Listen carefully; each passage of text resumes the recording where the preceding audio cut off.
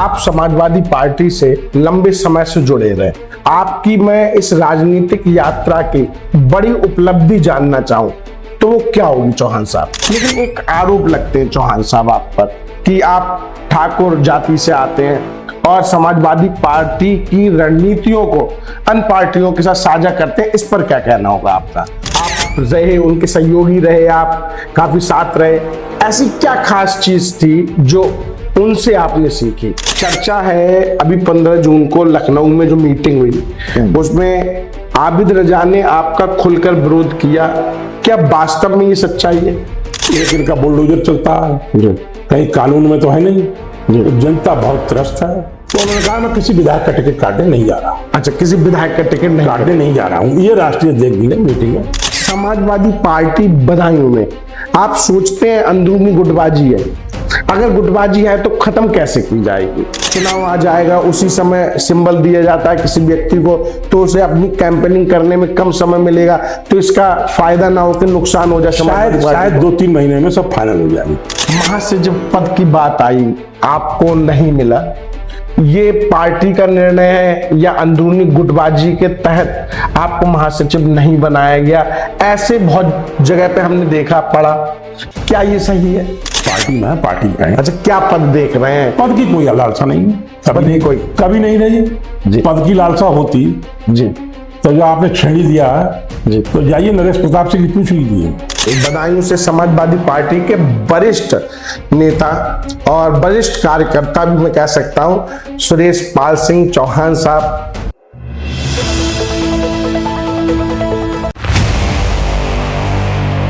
आप समाजवादी पार्टी से लंबे समय से जुड़े रहे, आपकी मैं इस राजनीतिक यात्रा की बड़ी उपलब्धि जानना चाहूं तो वो क्या होगी चौहान साहब? मैं 1993 में समाजवादी पार्टी से जुड़ा था, अक्टूबर 93 में जी।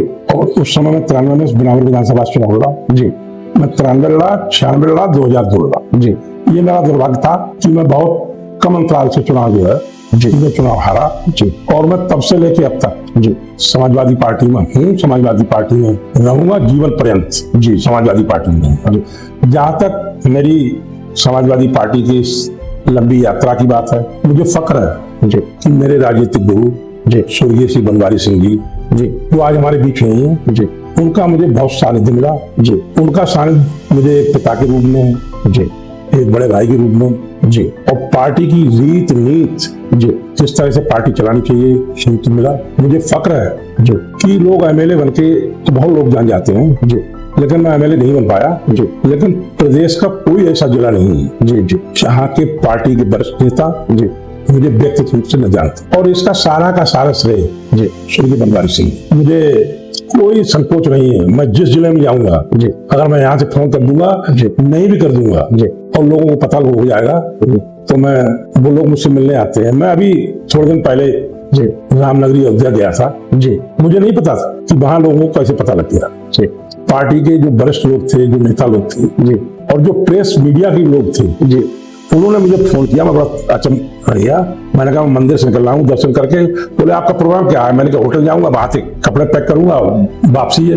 बोले हम आ रहे हैं आपकी बाइट लेने के लिए आएंगे जी, और आपसे मिलने आएंगे जी। इसी तरह मैं बनारस गया जी, आदरणीय अध्यक्ष जी मेरे साथ थे जी। बनारस में जहां हमने रुकने का इंतजाम किया था जी, उसके अलावा एक ओम प्रकाश सिंह जो नगर निगम का चुनाव लड़े थे बनारस से, 2 लाख वोट पाए थे जी, उनका होटल है जी। उन्होंने, मैं तो मिलिट्री के गेस्ट हाउस में रुका था जी, उन्होंने जबरदस्ती जी अपने होटल में जी, मैंने कहा जिस जगह रुक चुके हैं जी, अब वहां चेंज करना ठीक नहीं है, मिलिट्री के गेस्ट हाउस बहुत बढ़िया। उनके यहाँ गए, खाना खाया उनके यहाँ जी। जिस जिले में भी चला जाता हूँ, पार्टी का अड़ोस पड़ोस की बात छोड़ दीजिए, मैं आपको अयोध्या की बात कर रहा हूँ, मैं आपसे बनारस की बात कर रहा हूँ, मैं आपको इलाहाबाद की बात कर रहा हूँ। ये इलाहाबाद में हुआ तो सारे के सारे लोग, बहुत से लोग जो पुराने लोग हैं वो मुझे व्यक्तिगत रूप से जानते हैं, और सब ये जानते हैं कि बनवारी सिंह के बहुत करीब, बहुत नजदीक लोगों में से थे। तो कोई नेता बदायूं में ऐसा नहीं है जिसको पूरे प्रदेश में समाजवादी पार्टी के सब लोग जानते हैं, भले बनवारी सिंह को छोड़ जी जी। ताकि कोई कहे कि हम बनवारी सिंह के वो है, ये है, मतलब जो है, तो लोग उनको परिचय बताना पड़ेगा।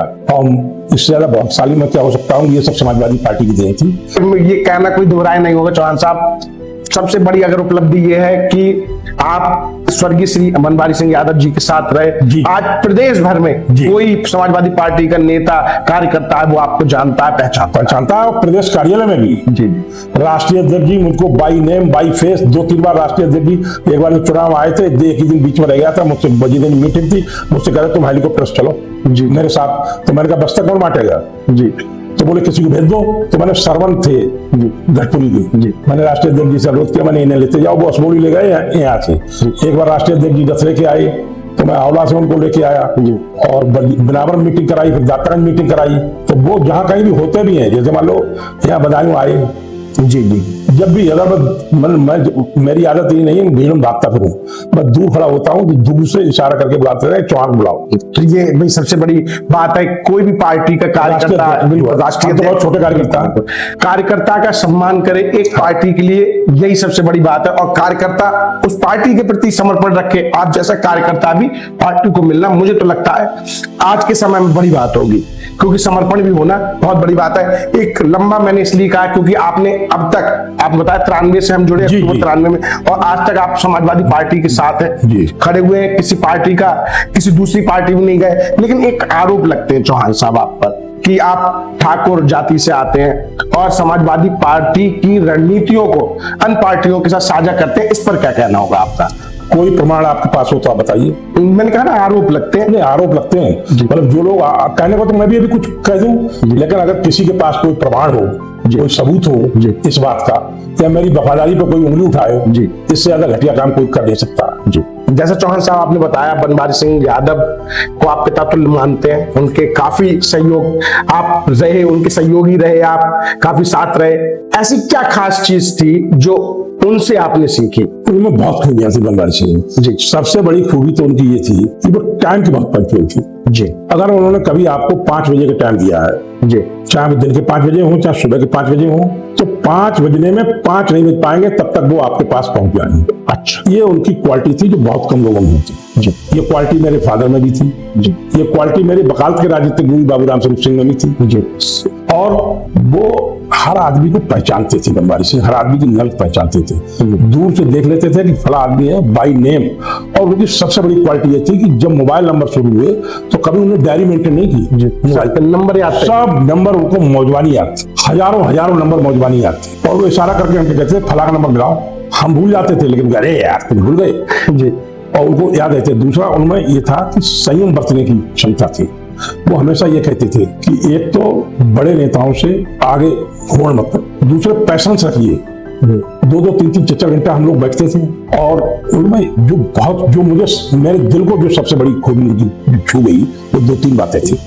मैं उनके साथ क्षेत्र में भी बहुत रहा जी, देश में भी बहुत गया, विदेश में भी बहुत गया जी जी। मुझे याद है, मैं आशीष जी से आज भी एदा कह देता हूँ कि वो अपने करीब और पुराने साथी को कभी नहीं छोड़ते। म्याऊ के पास एक गांव है, ढका है या ना कौन सा है, किसी की बेटी की शादी थी, उसकी बनियान में कम से कम 50 छेद होंगे, वो हवाई चप्पल गठी हुई थी। बनवारी सिंह बोले चलो इसकी शादी है, इसके चलने हैं। वहां हमने पूछा, टूटी हुई चारपाई बैठा था, बहुत खुश हुआ। और उसने कहा बाबूजी अगर आप नहीं आते तो मेरी कितनी बेइज्जती होती। लोग ही कहते बनवारी सिंह की बहुत खास। और मैं पूरे प्रदेश के सभी पार्टियों के नेताओं को चैलेंज करता हूँ, बनवारी सिंह जैसी शख्सियत आज की दुनिया में हुई उसके। वो जब जाते थे तो अपने साथ खाना जरूर ले जाते थे जी, और डिब्बे में से मतलब जहां हम लोग बैठते थे ट्रेन में, चाहे आधी पूरी पड़ती थी, सबको खिलाते जरूर थे। ऐसी शख्सियत का कोई नेता आज की दुनिया में नहीं है। और जिसको जो कह दिया चाहे दुनिया वो गई। मेरे टिकट की बात थी, एक बार मेरे टिकट में अमर सिंह जी आड़े हाथों आ रहे थे जी, तो बनवारी सिंह ने नेताजी से कहा कि टिकट कटेगा तो आशीष का कटेगा जी, चौहान साहब को नहीं कटेगा। मेरे लगे थे, नेताजी मजबूर हो गए थे। अमर सिंह हमारी पार्टी के बहुत कदावर नेता थे। मतलब जो कोई आज कहने वाला है कि अपने किसी जूनियर को, अपने किसी साथी को या अपने किसी शिष्य को कि टिकट कटेगा तो मेरे लगे को कटेगा, इनका नहीं कटेगा। कितनी खूबियां बनवारी सिंह में थी, ये कल्पना करना मुश्किल है। और लोग कुछ भी कहें, कुछ भी लांछन लगाएं, कोई कुछ कहता रहे, बनवारी सिंह में एक सबसे बड़ी खूबी थी कि उनके पास 10 रुपए होते थे, तो जब तक वो 10 रुपए खत्म नहीं कर लेते थे जी, तब तक आपसे एक नया पैसा खर्च नहीं करा सकते। कौन नेता ऐसा होगा? ये खूबियां भी होनी चाहिए जो आपने बताई हैं। एक अच्छे नेता में ये क्वालिटी होनी चाहिए। मैं तो आजकल देख रहा हूँ। और एक उनकी जो सबसे बड़ी खूबी थी जी, लखनऊ में उनके दरवाजे पर चाहे एक आदमी पहुंच जाता था, 50 आदमी पहुंच जाते थे। जी, वो अपने हाथ से ब्रेड पकौड़ा और चाय बना के खिलाते थे और आधा ब्रेड पकौड़ा अपने लिए रख लेते थे। और एक किस्सा उनको मैं 10-5 किताब लिखी तो लिख सकता हूँ, एक रोचक है, बहुत किस्सा है। जी जी बिल्कुल सुना है हमारे दर्शकों को। बनवारी सिंह का जी, लखनऊ हम जाते थे, एक भाजपा की सरकार थी, नेपाल सिंह शिक्षा मंत्री हुआ करते थे जी विधानसभा पर एक मास्टर कोई बधाई था, अक्सर मिल जाता था जी शायद बिसौली का था, बिलसी का था, उसका कुछ काम था जी मंत्री जी को जानता था। मंत्री जी पूछते क्या हुआ, भाई सब बाबूजी कुछ नहीं हुआ, क्या हुआ बाबूजी कुछ नहीं हुआ। 20 बार, एक बार पता नहीं उनके दिमाग में क्या बात आई, बोले अच्छा चल तेरा आज काम ही दे। हम लोग चले गए जी मंत्री जी के साथ नेपाल सिंह की चैम्बर में, ऐसे उनके दफ्तर में। जी नेपाल सिंह अपने लोगों से घिरे हुए बैठे थे, किसी ने उनसे कहा कि दूर से बनवारी सिंह आ रहे हैं, सब वो हटा के खड़े हो गए जी। और खड़े होने के बाद मंत्री जी को, हमको और अपना खुद अपने जो रिटायर रूम था उसमें ले गए जी। पहले चाय पिलवाई, नाश्ता कराया, हालचाल पूछा, स्वास्थ्य हाल पूछा। बोले बाबूजी बताओ कोई काम है। बोले हम तो आउट रहे हैं, वो एक मास्टर है बहुत परेशान है, जो बाको कागज है और बहुत भला आदमी है, जब आते हैं तो विधानसभा मिलता है, जब 2-4 10-5 महीने महीना होगा वो। उन्होंने कहा बाबूजी आप अपना नंबर, अपने पीएस का बाबूजी का नंबर और बाबूजी का रेजिडेंस कहाँ ही रहते हैं, और 4 बजे तक चिट्ठी बंद करके ये आदेश पढ़ के पहुंच जाना चाहिए। पहुंच गया था, 4 नहीं बज पाए, उससे पहले वो आदेश पहुंच गया था जी। इस शख्सियत के मतलब जो है बनवारी सिंह थी। नहीं भाई, अगर अपनी जनता का ही अगर विश्वास ही टूट गया तो वो नेता किस काम की। जनता का तो विश्वास बनाए रखना चाहिए। जनता का कार्य जो नेता नहीं करते हैं वो मेरी समझ में तो नेता। मैं आपको एक किस्सा और बताऊं, मेरे पास प्रूफ है। जी जी जी। पहले नेताजी से मतलब जो शिविर लाते थे सब जिलाध्यक्ष को मिलते थे जी, उसकी फोटोकॉपी मेरे पास रखी है, आप कहो तो मैं दिखा सकता हूँ। जी जी। देवेंद्र कुमार कुन्नू बाबू जो हमारे विधायक थे, उनसे मंत्री जी कुछ नाराज थे। बनवारी सिंह यादव जी, जब टिकट की बात आई जी तो उनकी चिट्ठी की फोटोकॉपी आज भी है जो नेताजी को दी थी जी। उसमें जब बिसौली का नंबर आया तो मंत्री जी ने हमसे कहा कि पहला नाम देवेंद्र कुमार कुन्नू बाबू का लिखो। अच्छा, उन्होंने दिया, मन मुटाव थे लेकिन फिर भी इसके बावजूद जी जी जी। ओमकार सिंह जी बैठे थे जी, जब ये बना रहे थे तो मानिए ओमकार सिंह जी बैठे थे जी। उनने हमारी तरफ देखा, हमने उनकी तरफ देखा, बोले तो कोई बोल सकता था। तो उन्होंने कहा कि बाबूजी जो गोल करवा रहे हो 1 नंबर पर, बोले नेताजी से हम थोड़ी बोल सकते हैं, जीते हैं तुम। बिल्कुल, ये सब थे। पार्टी सर्वोपरि है, पार्टी सर्वोपरि। तो आज स्वर्गीय बनवारी सिंह हमारे बीच नहीं है, लेकिन ओमकार सिंह और मैं इस बात गवाऊं, वो चिट्ठी मंत्री जी के हाथ की आज मेरे पास रखी है। अच्छा, तो उस साल उन्हीं का टिकट? हाँ, उन्हीं का हुआ। वो टिकट तो जो अध्यक्ष जी जिसको कहते थे उसको ही होता था। मतलब जो है इतने मनमुटाव के बाद उनके मन में कुछ रहा हो, लेकिन पार्टी के हित में उन्होंने वही निर्णय लिया। मतलब जो है राजेंद्र सिंह वो मनमोहन के थे, उनका दूसरे नंबर पर रखा, तीसरा किसी और 3 नाम मांगे थे और नेताजी को बता दिया कि जीते गए। कुन्नू बाबू को ऐसे हो रही थी, कुन्नू बाबू समझ रहे थे हमें टिकट मिलेगा नहीं, हमें वो हो जाएंगे, तो मन में कोई बात नहीं रखते थे। वो जो यहाँ पे थे वही वो यहाँ पे थे, कभी उन्होंने किसी से कोई मतभेद नहीं किया। मतभेद हो सकते हैं लेकिन मनभेद नहीं थे। और ये बनवारी सिंह ने एक आदमी बनाया, बदायूं जिले को छोड़ दो, बदायूं के अड़ोस पड़ोस में, चाहे वो फरीदपुर का मसला रहा हो, नेताजी ने बनवारी सिंह ने कहा एक चुनाव में कि नेताजी ने बनवारी सिंह, ये रवि जो नरेश प्रताप के भाई हैं, ये नहीं जीतेंगे, और फरीदपुर से वो जो खत्म हो गए हमारे विधायक सियाराम, ये नहीं जीतेंगे। तो बनवारी सिंह ने कहा कि क्या सब टिकट जीतने के लिए दिए जाते हैं? तो उन्होंने कहा अच्छा, नेताजी मुख्यमंत्री थे, बोला 15 मिनट में तुम्हारे दिल को आ रहे हैं। हम लोग पार्टी कार्यालय थे, मंत्री जी का नाश्ते का इंतजाम करो, जल्दी सफाई करो, जो करो वो करो। गए 15 मिनट हो पाए तो लोग पहुंच गए नेताजी। और एक कोने पर जोगिंदर सिंह अनेजा खड़े थे, एक कोने पर सियाराम सागर खड़े थे, एक कोने पर रवि खड़े थे। तो बोले ये तीनों बनवारी सिंह तुम्हारे नहीं जिताएंगे, उनके सब टिकट जीतने को नहीं दिया था, टिकट ही नहीं देने। नेताजी खामोश, बोले चलो ठीक है, पार्टी गए, सिमल है। बधाई की बात छोड़िए, बधाई में तो उन्होंने कितने नेता बनाए, तो क्या बनाया उन्होंने, अड़ोस पड़ोस के जिलों में भी लोगों को टिकट दिलवाए, नेता बनाया, एमएलए बनाया। और बहुत बड़े नेता हैं, माननीय चंद्रपाल सिंह जी हैं, 2 बार के एमपी हैं, उनको नेता बनाने का काम भी स्वर्गीय बनवारी सिंह ने किया। चर्चा है अभी 15 जून को लखनऊ में जो मीटिंग हुई उसमें आबिद रजा ने आपका खुलकर विरोध किया, क्या वास्तव में ये सच्चाई है? ऐसा है, आबिद रजा ने मेरा कोई विरोध नहीं किया जी। ये नरोत्तम वहां उस मीटिंग में मौजूद थे जी।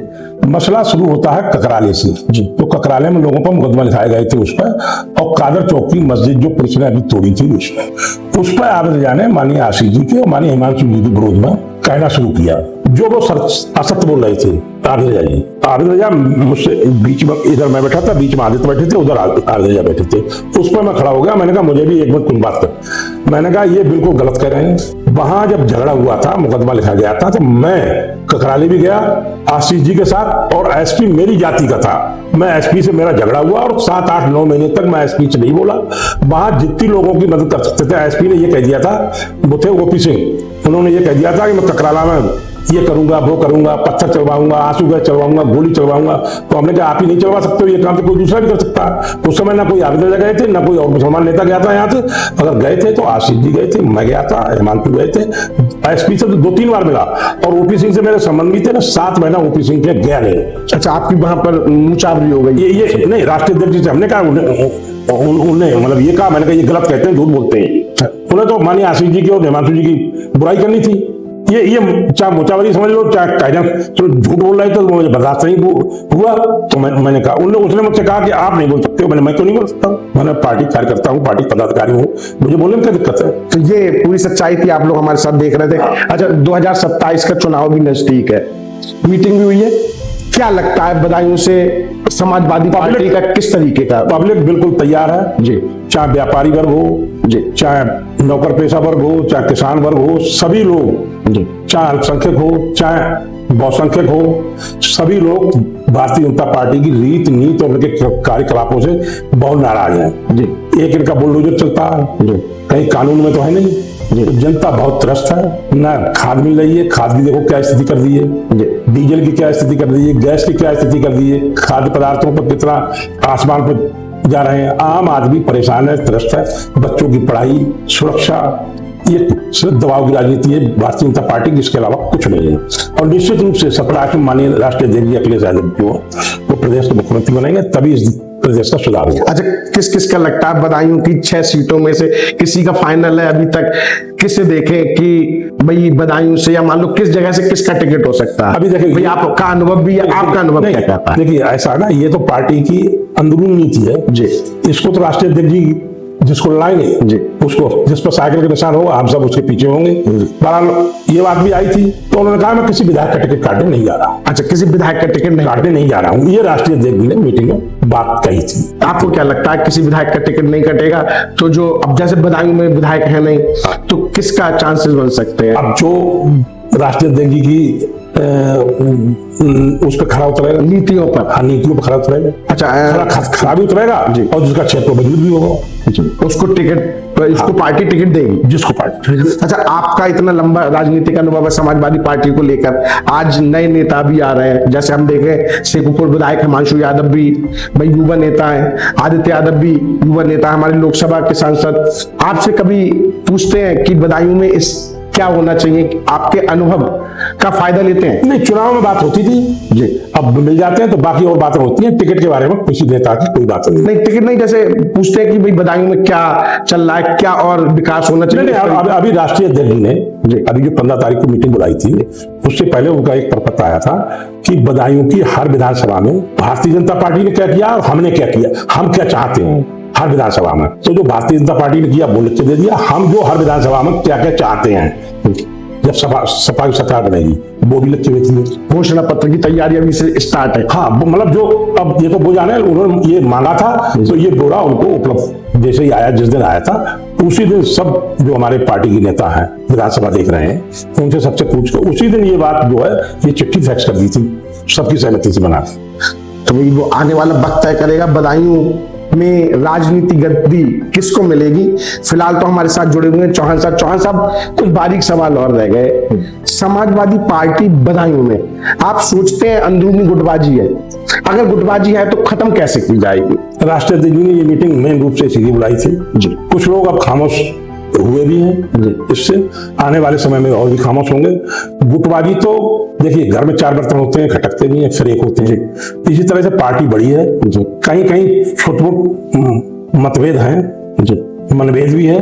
टिकट के साथ ये सब सारे के सारे खत्म हो जाएंगे, जिस पर समाजवादी पार्टी का निशान होगा वो ही रह जाएगा। तो कब तक उम्मीद की जा सकती है कि पार्टी निर्णय लेगी? क्योंकि हम ये भी देख सकते हैं, ऐसे भी सोच सकते हैं कि अगर चुनाव आ जाएगा, उसी समय सिंबल दिया जाता है किसी व्यक्ति को, तो उसे अपनी कैंपेनिंग करने में कम समय मिलेगा, तो इसका फायदा ना होकर नुकसान हो जाए। शायद 2-3 महीने में सब फाइनल हो जाएंगे। 2 से 3 महीने फाइनल हो जाएगा। जिनको इशारा करेंगे राष्ट्रीय अध्यक्ष जी, वो लोग अपना काम भी शुरू करेंगे। अभी समाजवादी पार्टी में 3 पद दिए गए, उधर भी 60 के सुनील यादव और अच्युत यादव जी को। महासचिव पद की बात आई, आपको नहीं मिला, ये पार्टी का निर्णय है या अंदरूनी गुटबाजी के तहत आपको महासचिव नहीं बनाया गया? ऐसे बहुत जगह पे हमने देखा पड़ा, क्या ये सही है? देखिए, ये पार्टी का निर्णय है जी। और जहां तक मेरे महासचिव पद की न बनाने की जी, मैं सन 94 से जी और 26 जून तक समझ जी, जून 26 तक समाजवादी पार्टी का महासचिव रहा हूं जी। उत्तर प्रदेश में किसी जिले में कोई इतने लंबे समय तक महासचिव नहीं रहा। बीच में मेरा 1.5 साल का कार्यकाल नहीं रहा जी। 2004 से 94 से और 2026 के बीच 1.5 साल में महासचिव नहीं रहा। बाकी समय तो हम महासचिव रहे। बाकी सारा का सारा महासचिव मैंने सब उतार चढ़ाव, ऊंच रीत नीति नेताओं को परखा। बधाई के एक समाजवादी पार्टी के नेता में मैं बहुत अच्छी तरह से जानता हूँ। कोई नेता ऐसा नहीं है जो आया हो और जिसका मैंने काम ना किया हो। जो बोलते हैं या जो नहीं बोलते हैं, कोई एक नेता एक उदाहरण दे दे कि मैं उनके दरवाजे गया और उन्होंने मेरा काम नहीं किया। तो महासचिव बनाए जाने ना बनाए जाने का रिग्रेट कोई वो नहीं, रिएक्शन नहीं है ना कोई वो है। और नए लोगों को होनी चाहिए। हम तो मतलब जो है पार्टी के लिए वैसे ही महासचिव, मेरी हैसियत के मुताबिक मेरा पद बहुत छोटा था, महासचिव था। पार्टी ने मुझे बहुत सम्मान दिया, बहुत वो किया। मैंने आपको पहले बताया कि पूरे प्रदेश में मेरी पहचान समाजवादी पार्टी के रूप में। अच्छा, 2027 में आपको मौका दिया जाए, आपके अनुभव लेने को कहा जाए, तो आप चुनाव लड़ेंगे? नहीं, देखिए, चुनाव बहुत महंगे हो गए हैं जी। चुनाव मैं 3 चुनाव लड़ा हूँ जी। मैं जानता हूँ कि आज के जमाने में चुनाव कैसे लड़ा जाता है जी। अब मेरे पास पैसा नहीं है चुनाव लड़ने के जी। इतना पैसा नहीं है, मैं इतना पैसा से बर्बाद जी।